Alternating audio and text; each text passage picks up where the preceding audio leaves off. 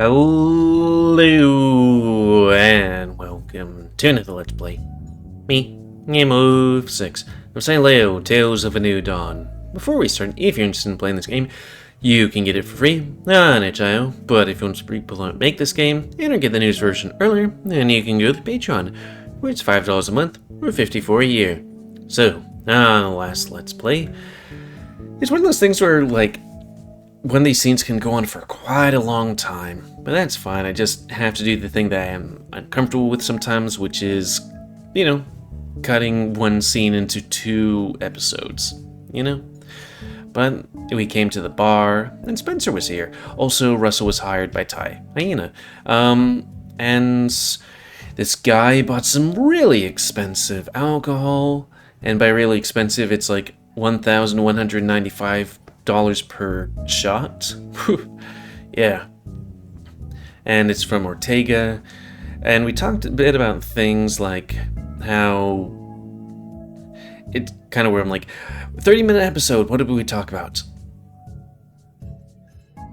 Bleh. But like, I guess maybe like this guy knows about Ty's secret, whatever it may be. Doesn't want, to talk about it. He inquired about us, or he wants to keep the secret, whatever it is. And yeah, I guess, have I not noticed before that this guy and Ty seem very similar? But anyways, yeah, that's all I can think of off the top of my head, just chit-chatting. But now it looks like we're going to be going into world building with regards to the Taken people. Because, like, he says they're an evolutionary canary in global population decline or something.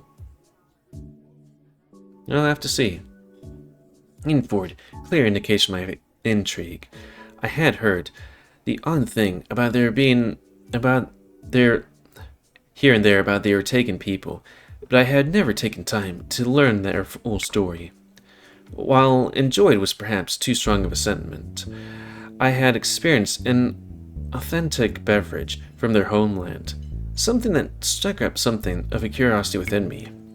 If Spencer had proven anything this far, he was a variable mountain of knowledge.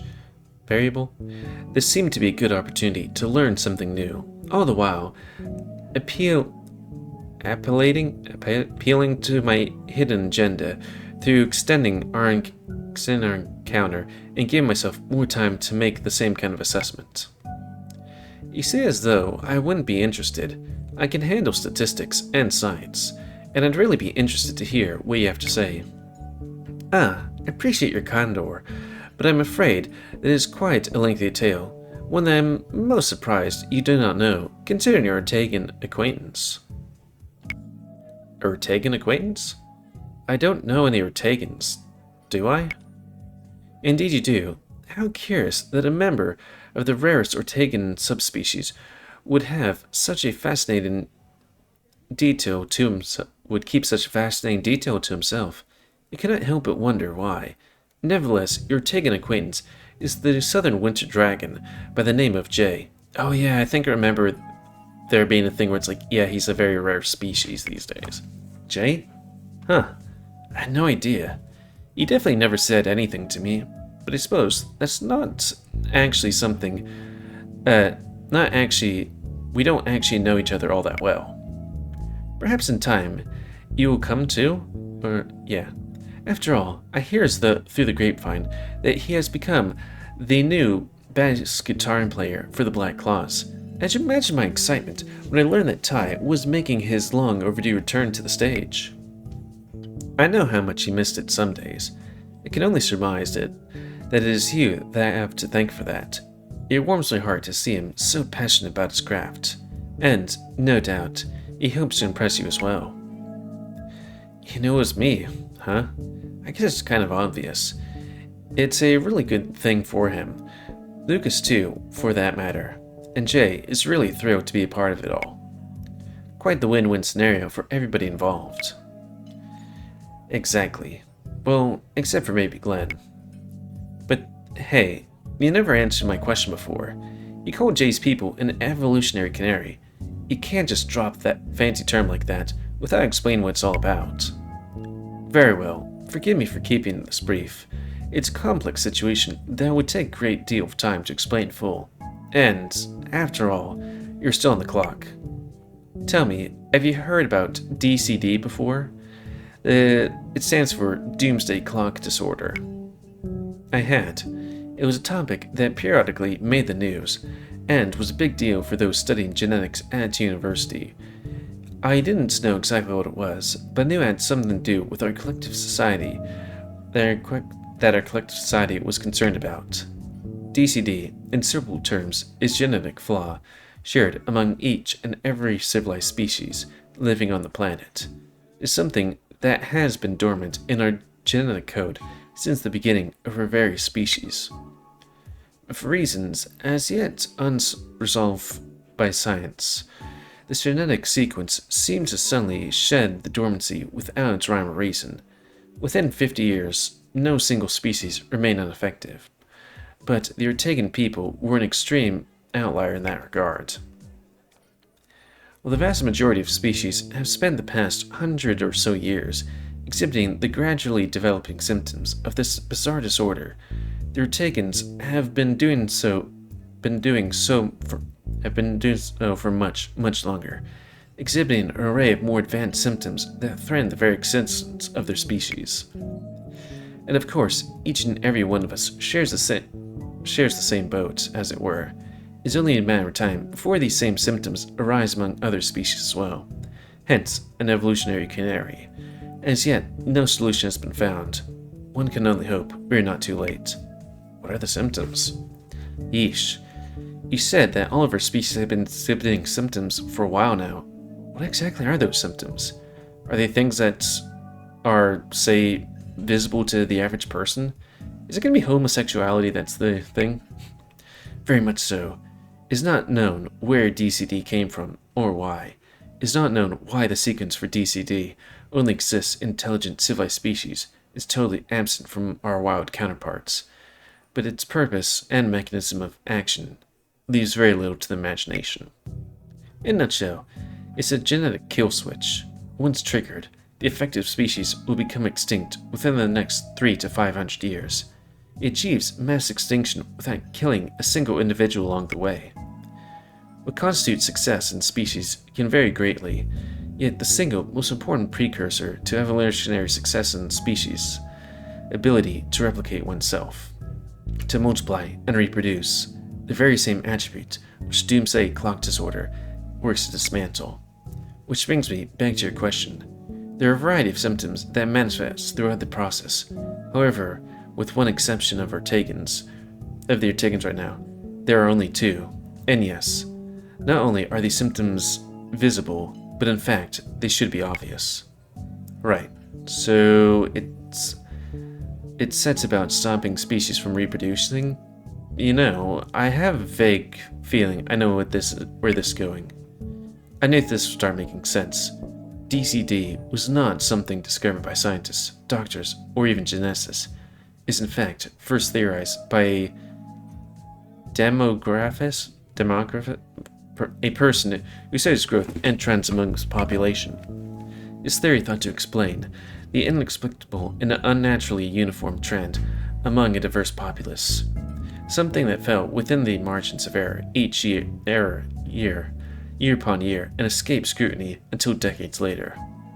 The impact of these small variances had become rather more severe. The first of these trends was an overall decline in birth rate, something that's quickly developed into a population defect that continues to grow in severity to this very day.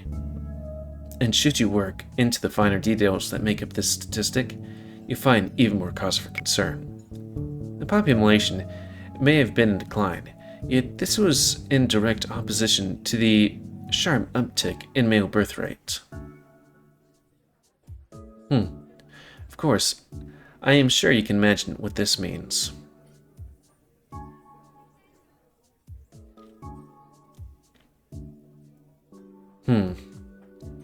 There are no women in this universe. It's just like shelter. A sharp decline in girls being born. Exactly. And the increase in male births, while substantial, did not make up for the shortfall. Thus the population continued to dwindle and has continued doing so for many, many years. Did you know Woodcrest currently holds only a population currently holds a population that is 76.2% male? I gotta admit, reason aside, I kind of like it that way. But what about boobs? Which is a flawless demonstration of the second of the two trends. Eh? What do you mean? It was also observed that less and less of the population would identify as heterosexual, a trend whose momentum was consistent with a pattern set by those other trends. While all other sexualities enjoyed a period of slow yet sustained growth, the percentage of those surveyed who would identify exclusively as homosexual saw a whole percentage changes year on year for 37 years, uninterrupted. Damn, you have a point. Cydonia was pretty gay at times, but even I was surprised just how gay-dominated Woodcrest seems to be. Is there a reason for that, or... There's several reasons, but most significantly among them is that Woodcrest has thrived due to its greener-than-grass type of situation.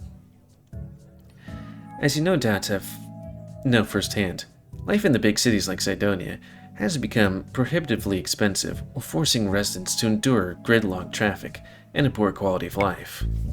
On the flip side, Woodcrest offered affordable living in a beautiful, lively location with plenty of employment and all the amenities one could desire. Despite the overall trend, Woodcrest continues to grow at a very healthy rate, with the vast majority of new arrivals falling into the 18 to 30 age bracket. A younger generation, being a 35-year-old, it's like, who, especially when compared to the parents' generation, is dominated by homosexual men. With a younger than average population, Woodcrest is a glimpse of how the average town or city will look 10 years from now. Geez, that explains a lot. I take it that's why all the Ortegans are struggling with their numbers? In part. Unfortunately, the tale is far more complicated than that. A very long time ago, Ortega attempted to increase the birth rate through a campaign which incentivized and glorified parents.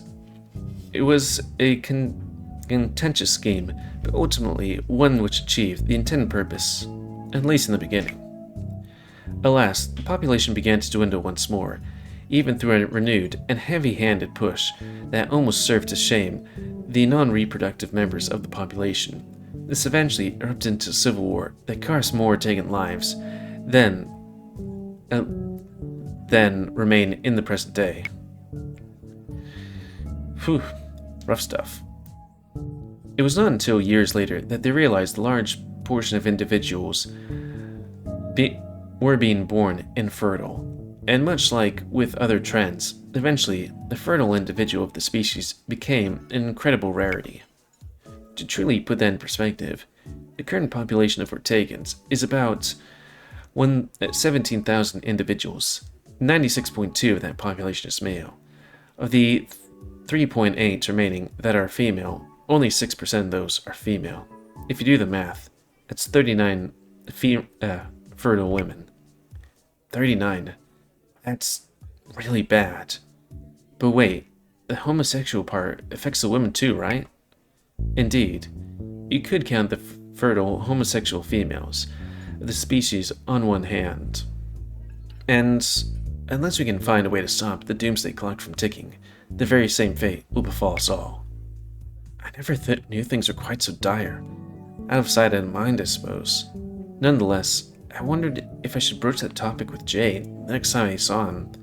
Perhaps he would have some interesting insight. That was assuming this was the sort of topic. I do hear things about things like that, though granted I'm like from the 90s and stuff like that. But it's like, I guess people were worried that there was like a homosexual doomsday clock, because it was like, well, before there weren't any homosexuals, and then there was homosexuals, now there's like noticeable demographics of homosexuals, like 1 in 4 guys or something like that. And it's like,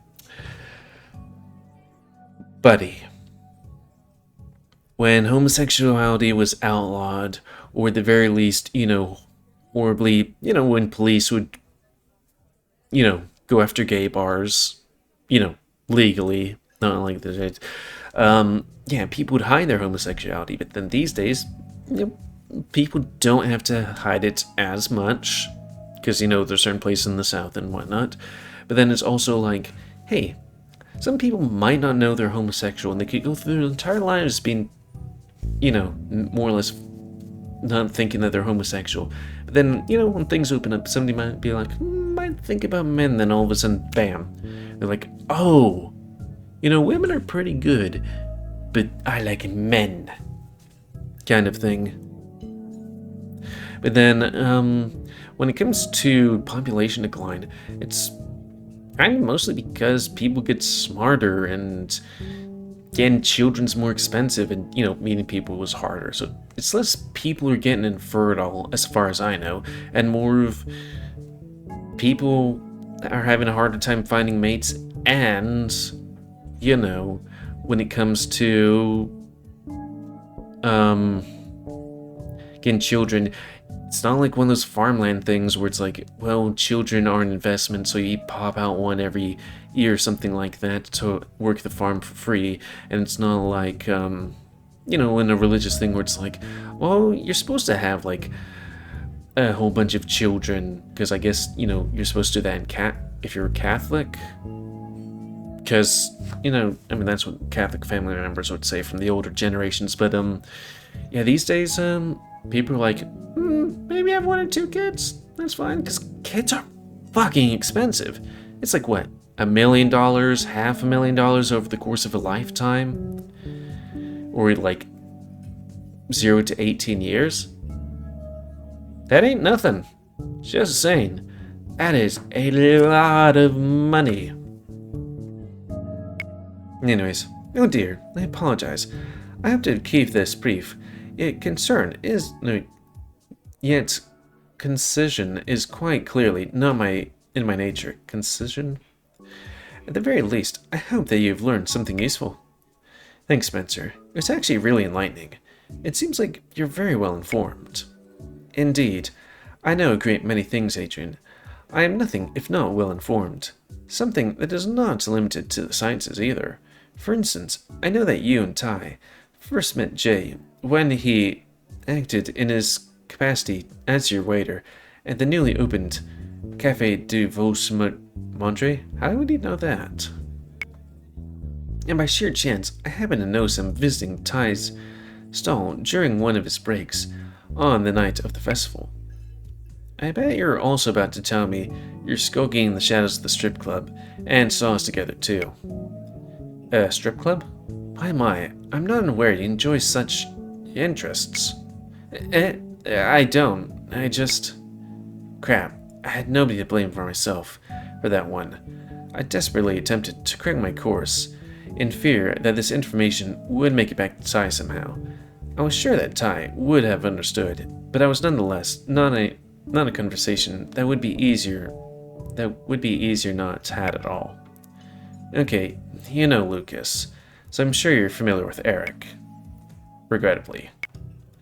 Perfect answer. Anyway, he found out what had happened between Ty and me earlier that day, and dragged me to a strip club to try and cheer me up. It didn't work, obviously. All I wanted was Ty, not a bunch of male strippers. Anyway, Jay was there. Apparently the two are friends. Fear not, my good friend. I understand. And, like I desire to pass judgment, nor do I intend to inform Ty. A conversation both avoided entirely. No? Best avoided. It just went, I found myself somewhat taken back by Spencer's words. They were a new replica of the very sentiment I had thought only moments before. Surely, it was just a coincidence? But the curtains must fall. Least Ty demand that I cover your wages from my own pocket. I simply felt it important to properly introduce myself to you again, and offer you some reassurance. I do hope this has not been uncomfortable for you. No, not at all, actually. If anything, Spencer's velvety smooth tone, elaborate vocabulary, and near radiant kindness had made me feel at ease. It wasn't to say that I trusted him, certainly not. The fact that he's gone out of his way is an attempt to earn the trust seemed fishy in and of itself. I could not forget that Spencer, like Ty and Lucas before him, had also refused to share certain information with me. He had posed this encounter in a way to nurture trust, and I couldn't help but feel that his reasons for doing so were at least somewhat disingenuous. But how exactly? And why? If there was one thing that I suspected more strongly than the rest, it was my hunch that all of our previous theories were entirely off the mark. I couldn't realize it, but I knew deep down in my gut that there was a whole other perspective to this that I hadn't considered yet. Well, what stones had been left unturned? What else could it possibly be? Well then, I think it's about time that I let you return to your work. Oh, sure thing. It's nice to probably get to meet you, Spencer. And thanks for the drink. It sure was an experience. An experience, he says. How delightful. Perhaps he should share another someday. Only if you regale me with tales surrounding that beverage, too. Spencer was unable to resist a happy smile that spread across his beak from end to end. It would be my privilege and pleasure, my good friend. I sincerely cannot wait. Spencer slowly rose from his chair, his every movement careful and deliberate, appearing almost elderly and frail as he did. I wondered to myself if he had been injured somehow. The thought that was interrupted when he spoke up once more. I shall return our glasses to the counter. May I trouble you to summon Ty for me? There is something I would like to give to him. Oh, sure thing. But before I go, I have one last question for you. I'm certain you have many questions, not nearly one, but please do ask away. The question in my mind related to his speech. With each and every sentence Spencer had spoken, it only reminded me more and more of Ty. There were key differences in their verbal habits and their delivery, but the similarities between their vocabularies were nothing shy of uncanny. Ty once told me that his fanciful way of speaking is something that he acquired from a former friend, and hearing you speak today, it was you, wasn't it? And why a former friend? Did something happen? Boy, you're just walking onto a landmine right there. That's two questions. I think you will find, but to answer the former, I believe you're correct. Ty always possessed more of a advanced vocabulary than most, but he acquainted this from my presence and appeared to closely follow my example. Was to say that they say imitation is the sincerest form of flattery. As for the second question, I'm afraid I cannot speak on his behalf. Personally, I consider Ty to be a dearest friend of mine this very day. But I would understand completely were that sentiment no longer mutual. Like, seriously, my dude, why would you ask that second question? And with those words, Spencer departed towards the counter to return our two used glasses. Oh, he had been giving me a proper answer to my question. The sadness in his eyes appeared genuine as he departed. Clearly, he had been telling the truth when he had said the situation was complex. Either that, or he was a tremendous actor. I stood up from my chair and followed Spencer's footsteps. Upon arriving back behind the counter, he stood next to the register, cheerfully chatting with Russell, as a highly suspicious Diego watched on. As the one passed, Diego and I locked eyes, as he looked back expectantly. I was surprised they hadn't listened in, or perhaps he'd simply opting to leave himself open for another grilling. I brandished a finger, my way of asking for him to wait, before leaving the kitchen door. Finally, I would get to say hello to Ty. It was long overdue. And with that, we'll do another bit of a shorter episode because, again, this going from here to here, which was one scene, is about an hour. Unless you meant the time, unless we're talking about the time not including Spencer. But yeah, this thing could be maybe 10 minutes, or it could be another hour of messages being like, talk. Talk. So, yeah, you could understand why I'm just like, and we're gonna call it a year. But yeah, that's going to be the end of this Let's Play. So, please comment, cause I like comments. Tell me what you like, dislike, tips, tricks, otherwise, if you like my YouTube. Sorry, I got the herps. It's not like horrible herps, just like my guts going like, gonna herp a bit. Anyways, and like to grow, then please like, subscribe, and check out the rest of the grow, and please remember to spend your ammo to control the pit population. And if you want to play this game, it's available free on itch.io, but if you want to support the people that make this game and or get the news version earlier, you can go to the Patreon, which is $5 a month or $54 a year. And until next time, another Let's Play. Me, GamerWolfSix of Sileo, Tales of a New Dawn. So thanks and see ya.